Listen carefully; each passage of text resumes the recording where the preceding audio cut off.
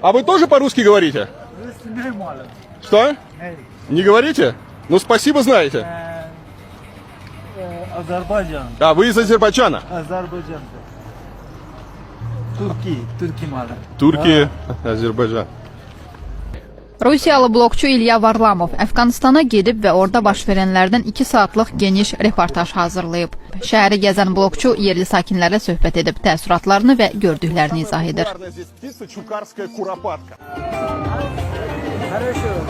Reportajda diqqət çəkən məqamlardan biri blokçunun Əfqanistanda Azərbaycanlı ilə söhbətidir. O yerli sakinlərin birindən rus dilini bilib-bilməməyini soruşur. Aldığı cavab isə onu təəccübləndirir.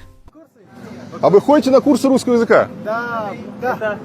Это русский язык. Мы говорим по-русски. Супер! В общем, теперь местная милиция. Bizi yerli polis müşahidə edəcək, təhlükəsizliyimizi təmin etmək üçün. Çünki hər şey ola bilər. Потому что случиться может всякое. Qeyd edək ki, 1996-cı ildə aparılan araşdırmaya görə qızılbaş Azərbaycanlıları Əfqanistanın 24 milyonluq əhalisinin 1%-ni təşkil edir. Onlar əsasən Kabil, Qəzni, Qəndahar şəhərlərində yaşayırlar. Daha çox əfşarlar kimi də tanınan bu insanlar Azərbaycan dilinin dialekti ilə danışırlar. А вы тоже по-русски говорите? Что? Не говорите? Ну, спасибо, знаете. Azerbaycan. А, вы из Азербайджана? Azerbaycan. Türkiye malı. Türkiye, Azerbaycan. Qızılbaş Azərbaycanlıları digər milli azlıqların nümayəndələri ilə birlikdə Əfqanistanın müasir himnində də xatırlanır.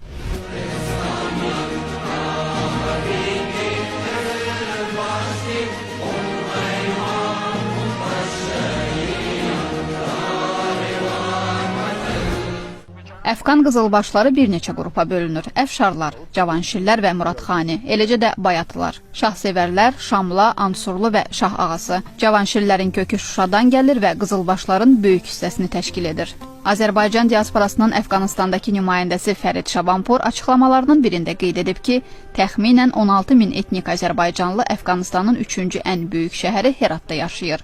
Yerli məlumata görə Əfqanistanda təxminən 50 min etnik Azərbaycanlı yaşayır və burada onlara qızılbaşlar deyirlər.